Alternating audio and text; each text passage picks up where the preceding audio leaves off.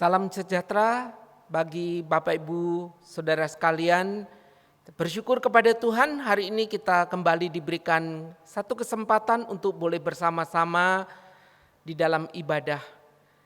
Dalam kesempatan ini mari kita akan bersama berdoa sebelum membaca dan merenungkan firman Tuhan. Dengan hati yang bersyukur kepadamu Tuhan, tatkala kami masih diberikan waktu dan kesempatan untuk boleh bersama-sama beribadah, bersama-sama melayani Tuhan. Oleh karena itu, melalui kesempatan ini, biarlah kami gunakan dengan baik dan dengan hati yang bersyukur kepada Tuhan. Dan tolonglah setiap kami tatkala kini tiba waktunya kami akan membaca dan merenungkan firman-Mu. Allah Roh Kudus yang memberikan pengertian kepada setiap kami. Juga hamba-Mu di dalam segala keterbatasannya. Dengarlah doa kami Tuhan, yang boleh kami naikkan demi nama Tuhan kami Yesus Kristus. Kami mengucap syukur dan kami berdoa. Amin. Firman Tuhan pada hari ini terambil dari Injil Markus pasalnya yang kedua. Ayatnya yang pertama sampai dengan ayatnya yang ke-12. Injil Markus pasal 2 ayat pertama sampai dengan ayatnya yang ke-12. Demikian bunyi firman Tuhan. Orang lumpuh disembuhkan. Kemudian sesudah lewat beberapa hari, waktu Yesus datang lagi ke Kapernaum, tersiarlah kabar bahwa ia ada di rumah. Maka datanglah orang-orang berkerumun sehingga tidak ada lagi tempat, bahkan di muka pintu pun tidak. Sementara ia memberitakan firman kepada mereka, ada orang-orang datang membawa kepadanya seorang lumpuh, digotong oleh 4 orang. Tetapi mereka tidak dapat membawanya kepadanya karena orang banyak itu. Lalu mereka membuka atap yang di atasnya. Sesudah terbuka mereka menurunkan tilam tempat orang lumpuh itu terbaring. Ketika Yesus melihat iman mereka, berkatalah ia kepada orang lumpuh itu, "Hai anakku, dosamu sudah diampuni." Tetapi di situ ada juga duduk beberapa ahli Taurat, mereka berpikir dalam hatinya, "Mengapa orang ini berkata begitu? Ia menghujat Allah. Siapa yang dapat mengampuni dosa selain daripada Allah sendiri?" Tetapi Yesus segera mengetahui dalam hatinya bahwa mereka berpikir demikian. Lalu ia berkata kepada mereka, "Mengapa berpikir begitu dalam hatimu? Manakah lebih mudah mengatakan kepada orang lumpuh ini, 'Dosamu sudah diampuni,' atau mengatakan, 'Bangunlah, angkatlah tilammu dan berjalan'? Tetapi supaya kamu tahu bahwa di dunia ini Anak Manusia berkuasa mengampuni dosa, berkatalah ia kepada orang lumpuh itu, 'Kepadamu kukatakan, bangunlah, angkatlah tempat tidurmu dan pulanglah ke rumahmu.' Dan orang itu pun bangun segera, mengangkat tempat tidurnya dan pergi keluar di hadapan orang-orang itu, sehingga mereka semua takjub lalu memuliakan Allah, katanya, 'Yang begini belum pernah kita lihat.'" Sampai sejauh ini bacaan firman Tuhan pada hari ini. Bapak Ibu Saudara yang dikasihi oleh Tuhan, sebagaimana yang kita ketahui bersama, bahwa semenjak pandemi COVID-19 itu terjadi dan melanda negara kita, Indonesia, bahkan negara-negara lain, maka di sana kita melihat ada begitu banyak tatanan hidup yang berubah.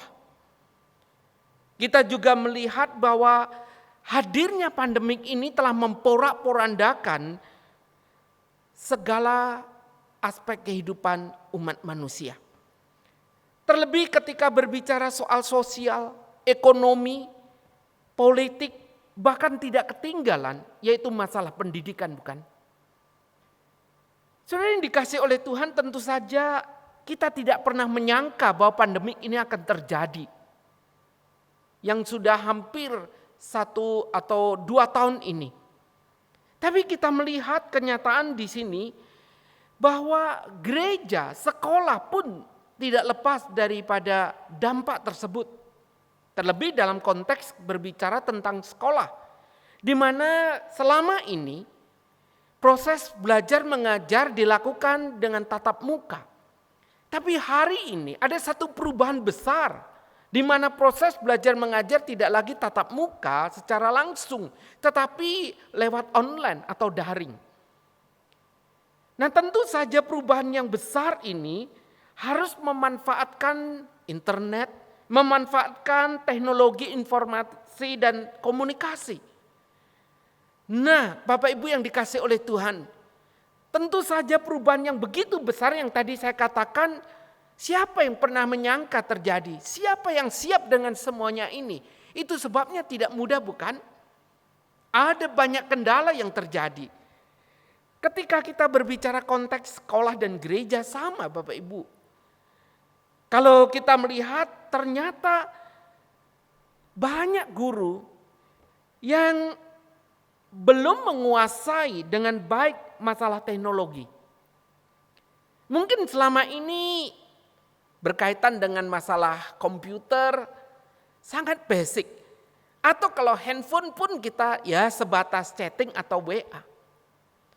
Tapi siapa yang pernah menyangka bahwa kita harus mengajar dengan menggunakan alat-alat ini?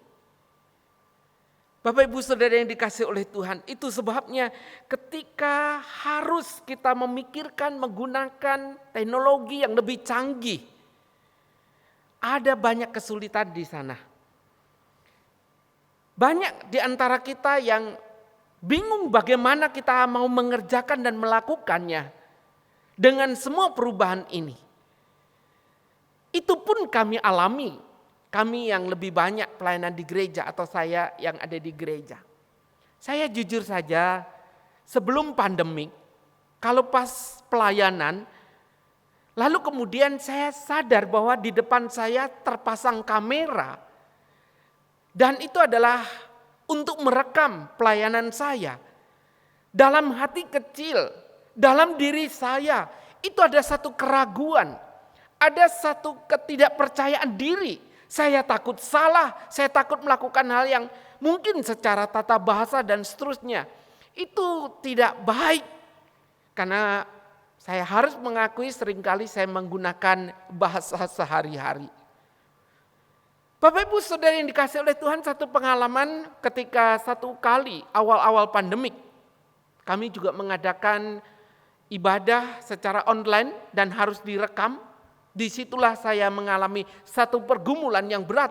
Yang kalau selama ini saya sangat merasa tidak yakin ketika di syuting atau direkam. Dan hari itu saya ingat saya yang berkhotbah dan istri saya Bu Marta itu yang sebagai liturgos atau WL. Ketika Ibu Marta memimpin, baru menyampaikan salam, belum yang lain. Bapak Ibu yang dikasih Tuhan, berulang-ulang melakukan kesalahan. Sampai saya yang duduk mendengar, saya menjadi tidak sabar begitu. Sampai kemudian saya maju kemudian memberitahu kepada Bu Marta. Saya berkata, kenapa bisa salah-salah terus dan harus diulang-ulang padahal hanya menyampaikan salam saja. Ya, dengan apa yang saya lakukan, tentu Bu Marta juga rasa bersalah, malah semakin grogi dengan apa yang saya sampaikan. Memang akhirnya giliran Bu Marta selesai. Nah, sekarang tiba saatnya sayalah yang harus berkhotbah. Tapi Bapak Ibu tahu apa yang terjadi? Begitu giliran saya yang akan berkhotbah, saya baru membaca firman saja. Saya banyak melakukan kesalahan. Ketika saya coba lanjutkan untuk kemudian menyampaikan khotbah, saya lebih banyak melakukan salah dan harus diulang dan mengulangnya lebih banyak daripada istri saya. Saudara, jujur hari itu saya merasa putus asa. Saya menangis, lalu saya berkata, saya tidak bisa melanjutkan rekaman ini.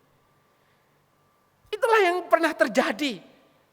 Saya rasa Bapak Ibu pernah pada awal-awal pandemik juga sama. Bapak Ibu bergumul menyiapkan materi untuk mengajar. Tapi di pihak lain juga kita sangat asing dengan banyak hal yang baru, bukan? Ya, kalau itu yang terjadi, nasib kita sama. Bahwa perubahan ini tidaklah mudah. Belum lagi kita melihat bahwa ada terbatasnya alat-alat penunjang. Katakanlah dengan laptop kita, komputer kita, handphone kita.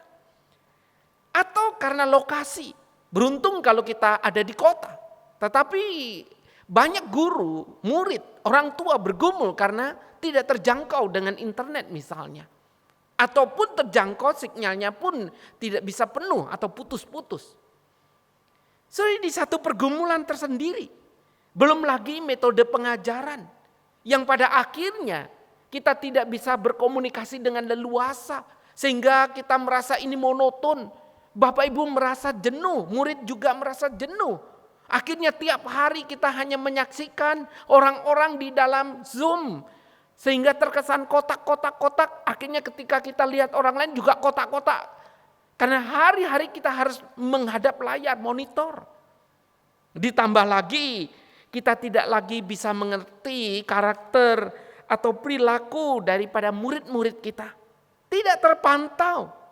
Penilaian juga tidak bisa terpantau dengan sangat baik. Dan belum lagi kita berhadapan dengan para siswa sendiri yang harus belajar di rumah. Di mana di sana para orang tua juga bergumul, bukan? Orang tua merasa bahwa banyak hal sudah lupa pelajaran ini bagaimana. Mau mengajari tidak bisa. Kalau mendampingi secara waktu juga mereka sedang sibuk untuk mengerjakan pekerjaan rumah. Ada yang harus bekerja. Sehingga anak-anak menjadi stres. Orang tua juga stres. Karena apa? Karena mereka juga bergumul untuk bagaimana bisa anak-anaknya belajar dengan baik. Bapak Ibu Saudara yang dikasihi oleh Tuhan, di sini saya akan menampilkan beberapa gambar. Dan gambar inilah yang saya percaya juga terjadi pada awal-awal atau mungkin sampai dengan saat ini. Gambar yang pertama, mungkin ini kalau lihat dari fotonya sepertinya ini anak kelas kecil lah. Ya, apakah ini termasuk KBTK?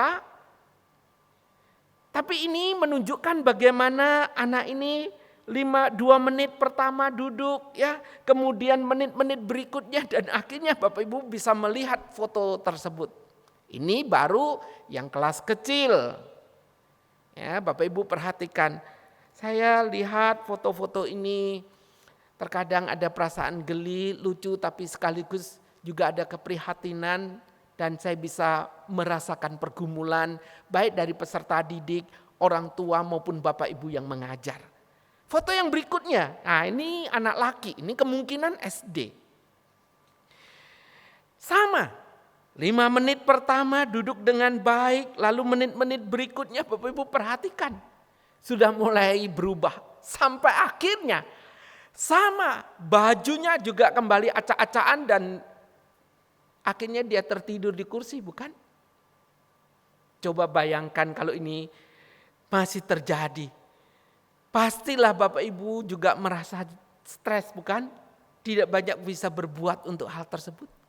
Tapi yang menarik yang ketiga ini juga pergumulan. Foto yang ketiga, saya sangat terkesan foto ini. Ini mungkin kelasnya lebih besar. Tapi lihat, pada waktu dia belajar, perhatikan baik-baik, ada lingkaran putih 2. Satu lingkaran ke ekspresi dari si anak yang begitu tegang. Yang kedua, lingkarannya, perhatikan di sana. Ada seorang ibu yang duduk, ya, dan sendalnya dilepas satu, dan satu sendal ada di tangannya. Saya melihat ini sekali lagi saya ada geli, tetapi sekaligus saya bayangkan, inilah pergumulan para mama, ini pergumulan para ibu, ketika mendampingi putra-putrinya untuk belajar. So, sandalnya sudah siap di sana. Untuk apa? Bapak Ibu bisa membayangkan sendiri. Ini pergumulan para orang tua. Dan foto yang keempat. Nah, sebelumnya saya mohon maaf kepada Bapak Ibu guru sekalian ya. Foto ini saya ambil, tetapi mungkin foto ini juga bisa menggambarkan apa yang terjadi dengan diri kita. Perhatikan foto ini. Di sana seorang guru ya, pada waktu tampil begitu tampan, ya, wajahnya menarik begitu ya. Tapi setelah 10 tahun menjadi guru, ya, wajahnya seiring dengan usia ada perubahan.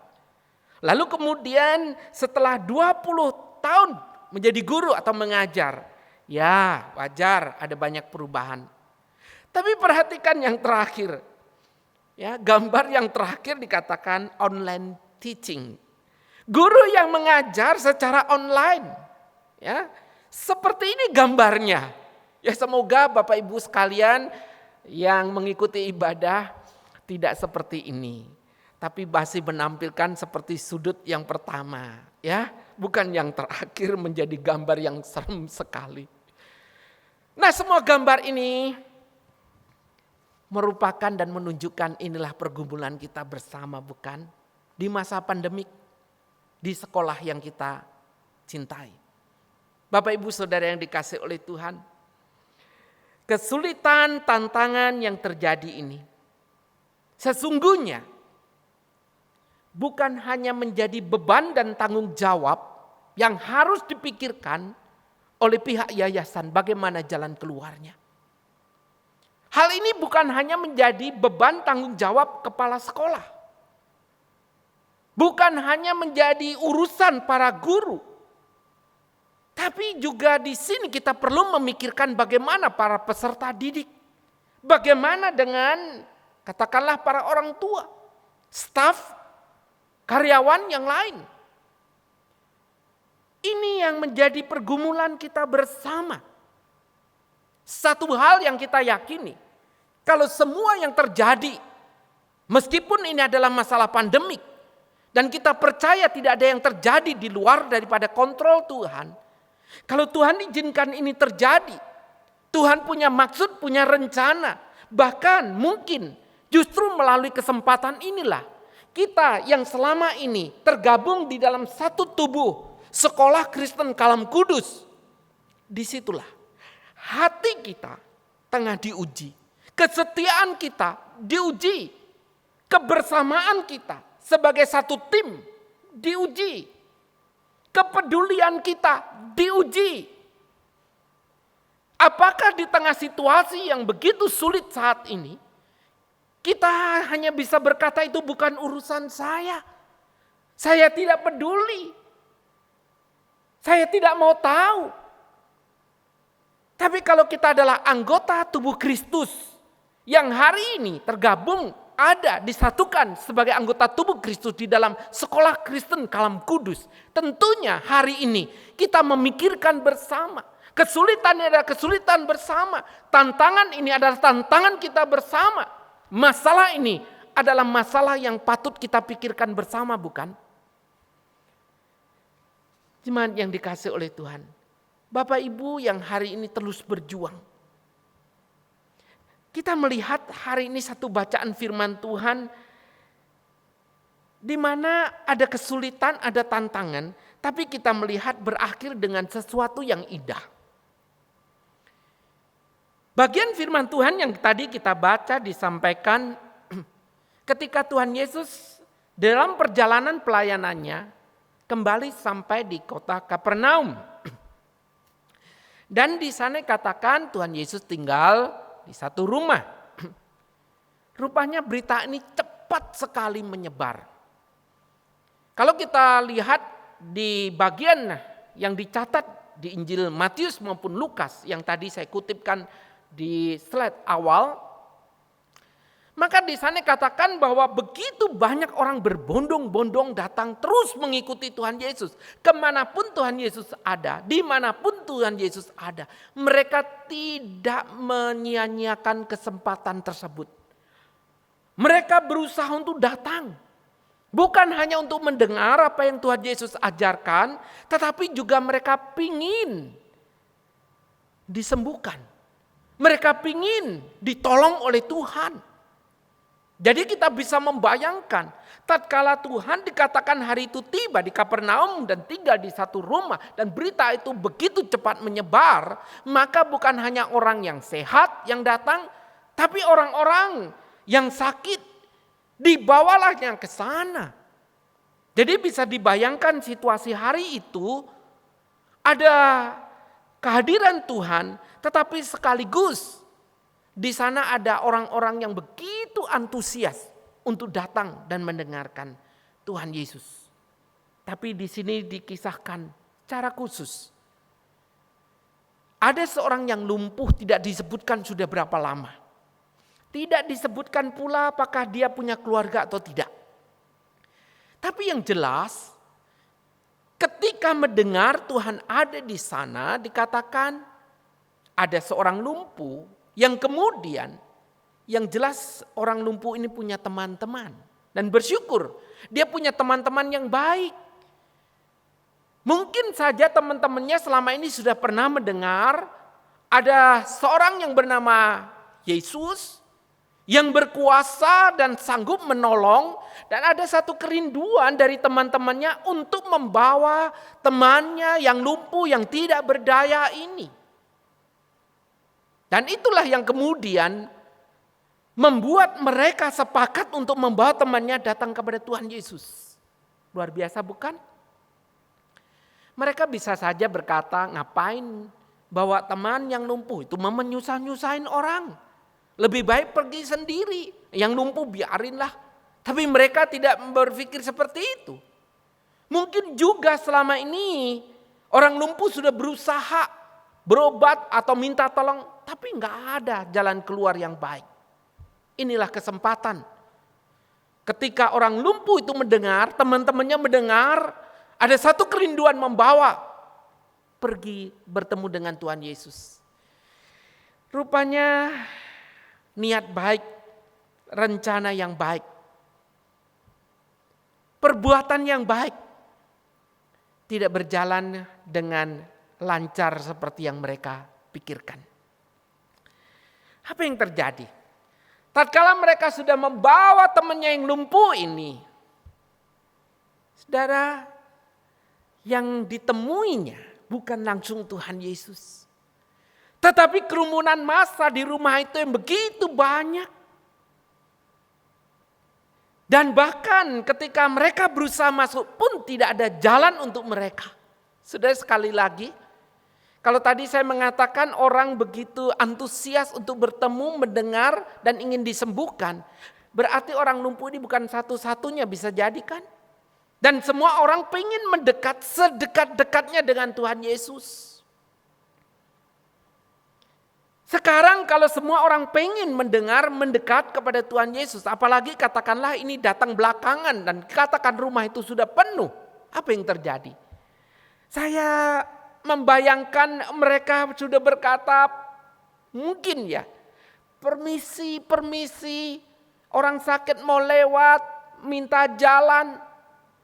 Saya rasa sepertinya tidak peduli, bukan? Atau mereka sudah lebih fokus mendengar, mereka tidak peduli karena mereka sendiri butuh. Itulah situasi yang seringkali terjadi, bukan?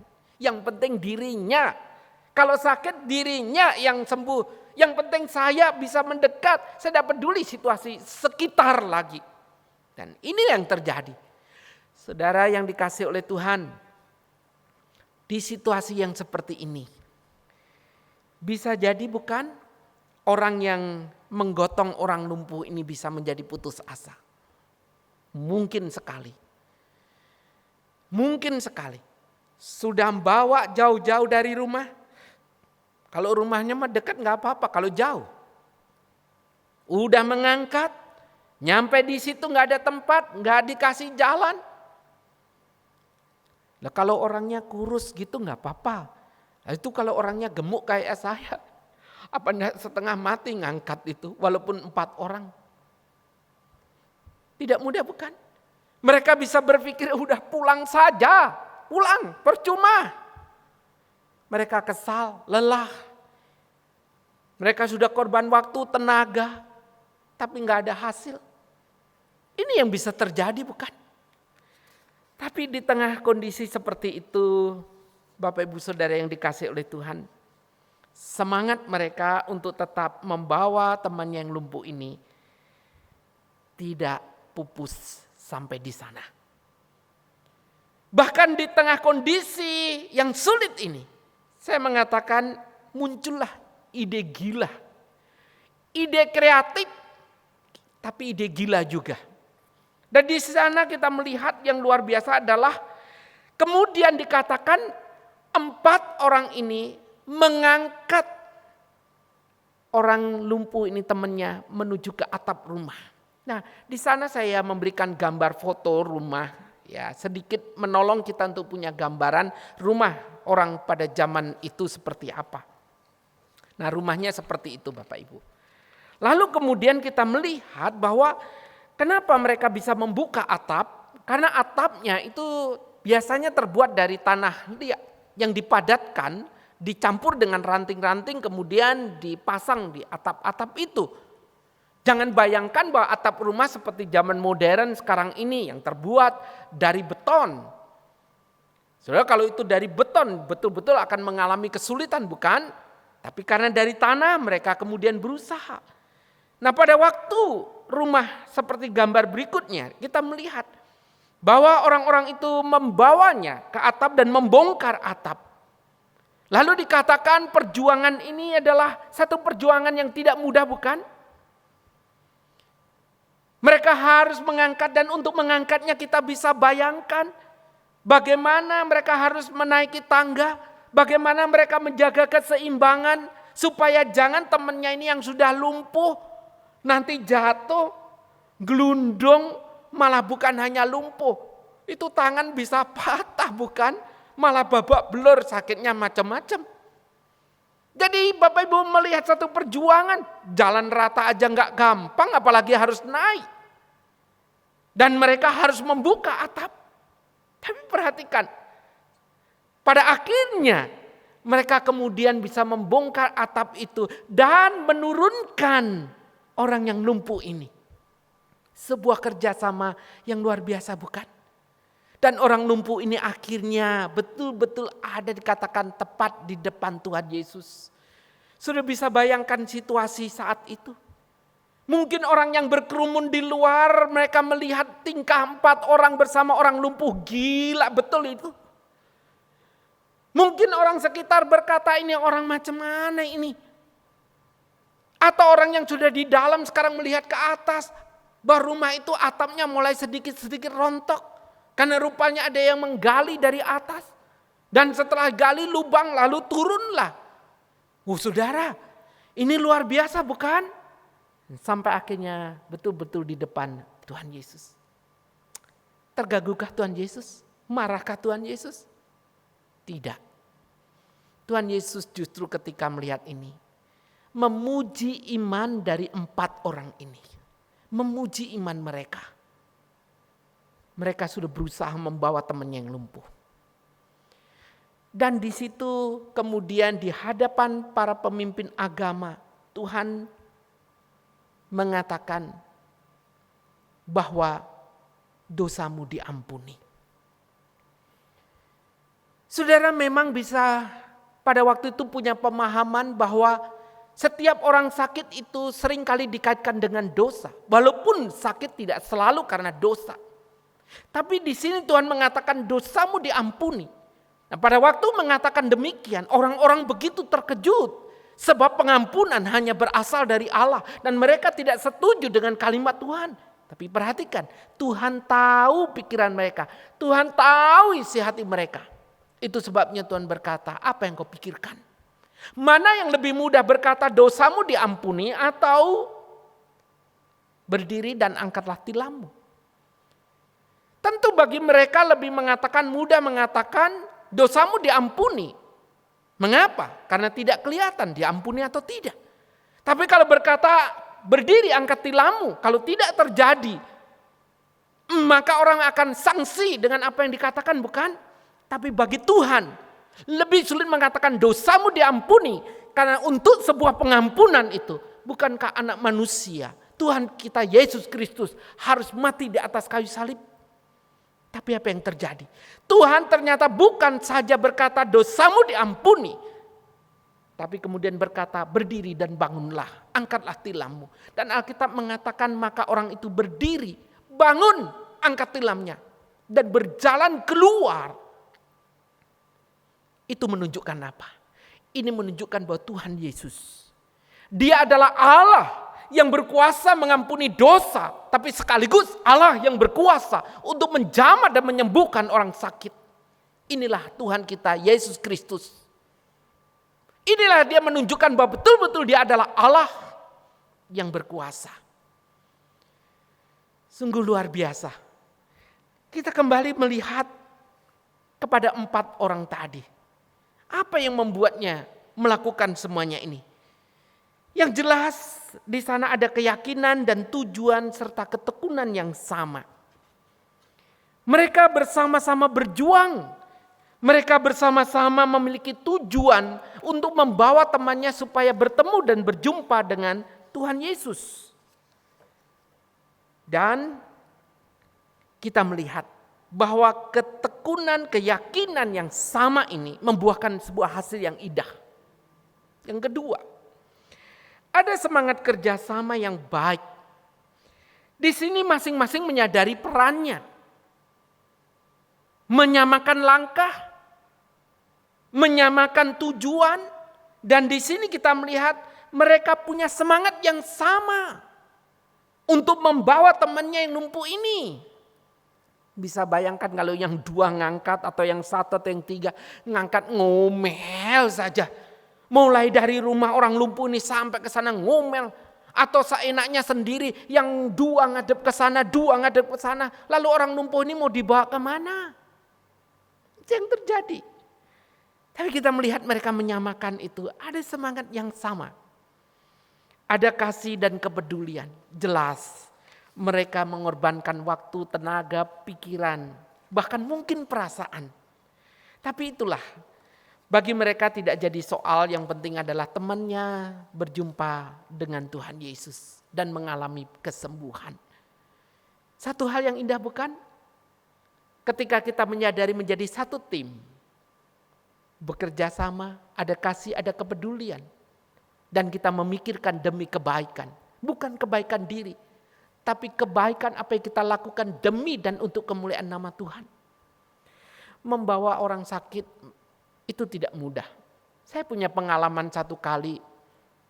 Ketika saya bersama dengan istri itu tidak pergi ibadah. Ya, waktu itu kami ada di kota Malang. Ya, tidak beribadah.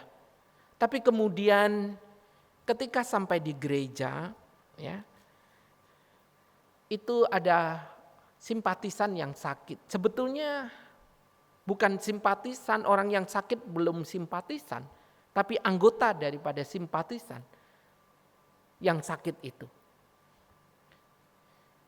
Ketika itu kemudian minta tolong saya untuk dibawa ke dokter. Itu seorang ibu yang sudah usia lanjut. Nah, hari itu kemudian saya membantu Bu Marta ibadah, saya bawa mobil sendirian bersama dengan 1 bapak-bapak dari keluarga itu. Saya selalu tidak terlalu mengenal keluarga ini, tidak mengenal. Tapi karena minta tolong, ya, dari seorang rekan hamba Tuhan minta tolong ke kami, ya saya bantu. Tapi tahukah saudara, pada waktu saya masuk kamar untuk mengangkatnya, ternyata saya harus mengangkat seorang diri untuk seorang ibu yang sudah tua itu. Ketika saya angkat, saya bawa keluar, saya bawa ke mobil, saya taruh di kursi tengah. Lalu seorang bapak, saya tidak tahu ini hubungannya apa, tetapi dia juga ikut saya, tapi cuma bawa sendalnya, bukan bawa bantu ngangkat, tapi cuma bawa sendal. Sampai akhirnya ke dokter. Sampai di dokter saya ngangkat lagi. Dan di situ juga ternyata, maaf tadi bukan hanya bapak, tetapi ada 1 perempuan ya, belum ibu-ibu. Nah, dia cuma menangis saja lihat kondisinya ini. Mungkin ini neneknya. Nangis. Nah, setelah itu kemudian saya bawa. Ketika saya ngangkat, ya namanya orang sakit. Waktu itu juga gerimis, jadi seperti begini kira-kira posisinya. Karena saya angkat, ya bawah ngangkat begini. Jadi posisi begini. Ketika saya angkat, ya namanya gerimis, mukanya juga masih kena tetesan air. Di situ si cucu perempuan ini marah sama saya, cepet kehujanan. Dan saya sudah juga cepet. Dan si bapak yang tadi ikut cuman bawa sendalnya, saya pikir ini orang kok tidak bantu saya begitu. Sampai akhirnya nyampe di dalam, dokter bilang, "Lu jangan dibawa ke sini, ini sudah parah, bawa ke IGD." Saya angkat lagi keluar. Ketika ngangkat keluar kayak begini lagi, tangannya nyampluk pot bunga ke sana. Saya dimarahi lagi, kata, "Ini bawa orang sakit gimana? Tangannya sampai bentur-bentur." Lah, dalam hati saya bilang, lah kok saya cuma dimarahi, kenapa tidak dibantu? Akhirnya saya bawa lagi ke IGD. Hari itu sampailah di IGD. Sampai di depan IGD saya betul-betul sudah tidak berdaya, Bapak Ibu. Lutut saya gemetaran, tangan saya gemetaran. Sampai ketika saya mengangkat ini, sampai di tangga untuk menuju IGD, betul-betul saya sudah tidak kuat. Saya akhirnya bersimpuh dan saya pegangin nenek ini, betul saya sudah tidak sanggup. Saya itu seperti mempersembahkan seorang ibu-ibu begitu. Kemudian ada suster lari-lari membantu mengangkat. Saudara, kaki saya lemas sekali. Tapi saya sadar saya masih dimarah-marah. Karena kebenturlah, karena kehujananlah, karena tidak cepat-cepatlah.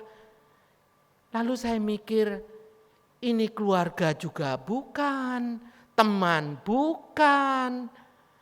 Tapi saya bantu masih dimarah-marah. Belum lagi maaf ya, karena saya ngangkat orang sakit, baju saya semua jadi kotor. Padahal saya harus hari itu saya dibelikan baju baru sama istri untuk pergi ibadah.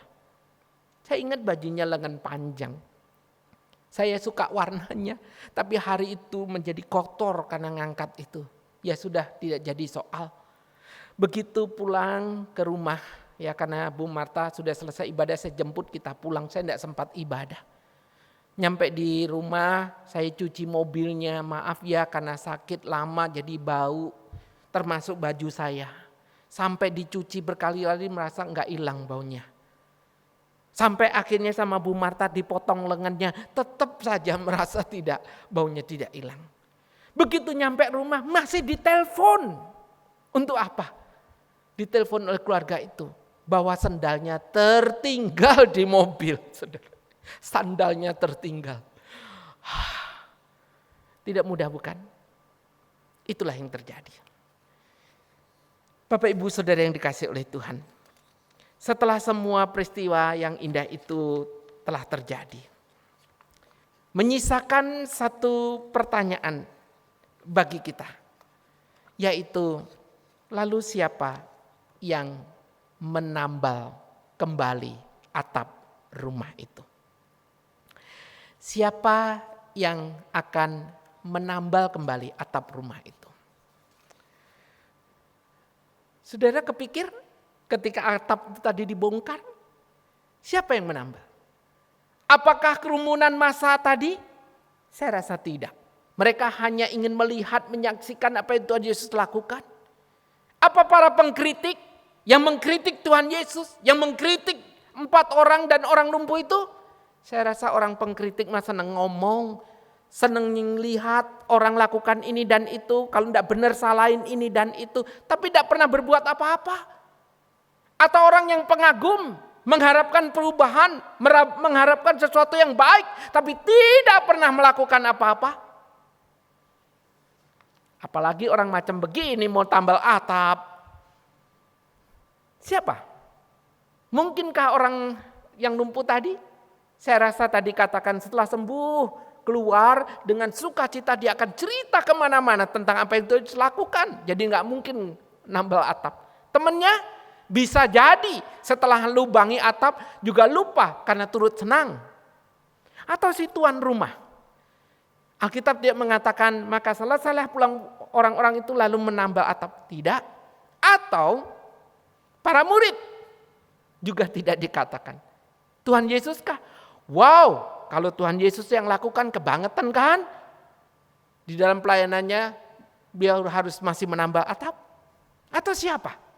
Alkitab tidak pernah menyebutkan. Orang-orang ini adalah orang-orang yang ada di balik layar. Bagi mereka mengerjakan menambal atap, tidak harus menerima mujizat dulu, tidak harus mengalami berkat. bagi mereka mendapatkan Tuhan Yesus sudah mendapatkan segala-galanya. Tidak perlu orang lihat apa yang dia lakukan. Dia mengerjakan menambal atap itu, beres, selesai. Pernah kebayang siapa yang menambah? Bapak Ibu yang dikasihi oleh Tuhan. Satu hal yang indah yang boleh kita renungkan pada hari ini. Ada dua gambar penutup yang kita lihat. Seperti apakah kita selama ini? Apakah seperti gambar yang pertama ini? Di sana seperti seorang yang tengah naik sepeda dengan banyak penumpang di atasnya. Apakah di sana kita hanya sebagai tukang kritik, penggoda, si acuh tak acuh, pendengki, pengendali, atau pekerja keras, atau bahkan kita sudah menjadi martir? Atau gambar yang berikutnya, sebuah gambar kerjasama yang indah. Ada kesatuan di sana. Kiranya Tuhan menolong dan mengasihani kita. Di tengah pergumulan masa pandemik. Di sekolah Kristen yang kita kasih, Sekolah Kristen Kalam Kudus. Siapapun saudara hari ini, bidang apapun yang hari ini dipercayakan. Mari kita lakukan tugas tanggung jawab kita dengan baik. Menjadi satu tim untuk saling mendukung dan menguatkan. Untuk Kalam Kudus, sekolah Kristen ini menjadi lebih baik. Menjadi diberkati Tuhan dan dipakai oleh Tuhan. Melalui sekolah yang kita kasih ini. Dengan pribadi demi pribadi yang ada di dalamnya. Baik kita, guru, staf, karyawan, yayasan, para orang tua, para peserta didik. Biarlah kiranya Tuhan akan memampukan dan menolong kita sekalian. Amin. Mari kita berdoa. Demikianlah Tuhan firman yang boleh kami renungkan bersama. Kiranya Tuhan tolong kasihani kami. Untuk kami boleh belajar dengan baik. Dan Tuhan berkatilah Sekolah Kristen Kalam Kudus Surakarta ini. Berkati para guru, staf, karyawan. Berkati para peserta didik dan para orang tua. Biarlah sekolah ini dalam proses belajar mengajar terus berjalan dan akan lebih baik sekalipun di tengah masa pandemik. Di tengah tantangan kesulitan yang ada, mengedepankan dan berharap kepada Tuhan. Sekolah ini diberkati dan dipakai Tuhan sehingga membawa banyak jiwa untuk berjumpa dengan Tuhan. Tuhan tolong kasihanilah kami. Inilah doa kami. Berkati sekali lagi Sekolah Kristen Kalam Kudus Surakarta ini menjadi alat yang mulia di tangan Tuhan. Terpujilah namamu, demi nama Tuhan kami Yesus Kristus kami ucap syukur dan kami berdoa. Amin. Kiranya Tuhan memberkati Bapak Ibu Saudara sekalian. Amin.